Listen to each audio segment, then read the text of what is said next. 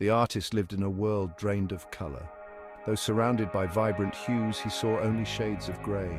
His canvases, once alive with passion, lay untouched, mirroring his emptiness. He walked through life like a ghost, a shadow of his former self. The city's energy, the laughter of children, the warmth of the sun, all passed him by, unnoticed, unfelt. His heart ached with a longing he couldn't name, a void he couldn't fill. He yearned for the spark, the inspiration that once set his soul on fire, but it eluded him, lost in the fog of his despair. He was adrift, alone in a sea of faces, yet utterly invisible.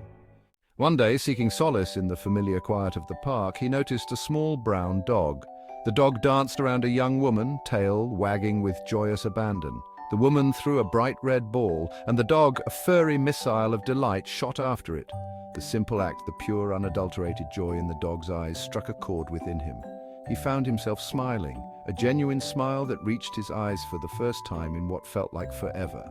The world, for a fleeting moment, seemed less grey, less heavy. The dog, ball retrieved, bounded towards him, dropping the slobbery toy at his feet. An invitation to play, delivered with a happy bark and a wagging tail. The woman, laughing, approached to collect her exuberant companion. He found himself talking to her, their shared laughter over the dog's antics breaking down the walls he had built around himself. Her name was Sarah, and she had a warmth, an easygoing spirit that was contagious. They started meeting regularly in the park, their conversations flowing as easily as the laughter of the playing dog.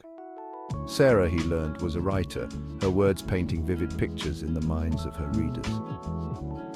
She spoke of finding inspiration in everyday moments, in the simple beauty of the world around them. Her words resonated with him, stirring something deep within him. He began to see the park through her eyes, the play of light on the leaves, the laughter of children, the vibrant hues of the flowers. He found himself drawn to his neglected art supplies. The blank canvas, once a daunting void, now beckoned with possibilities. He started sketching, capturing the energy of the playing dog, the warmth in Sarah's smile, the vibrancy of the park renewed. His sketchbook, once empty, began to overflow with life, each stroke imbued with a newfound appreciation for the world around him. His world was no longer devoid of colour, it was awash in it. He saw beauty in the mundane, found joy in the everyday. His heart, once heavy with despair, felt lighter, buoyed by a renewed sense of purpose. The dog, his furry muse, continued to be a source of inspiration, a reminder that joy could be found in the simplest of things. The ball, a blur of red, became a symbol of hope, a testament to the transformative power of connection. He realized that life's beauty wasn't found in grand gestures, but in the quiet moments, in the shared laughter, in the wag of a dog's tail. It was in the connections we make, the friendships we forge, that life truly found its meaning. His passion for painting, once lost, returned with a vengeance, fueled by a newfound appreciation for the world around him. He painted with a fervor he hadn't felt in years, his canvases bursting with life, color, and emotion.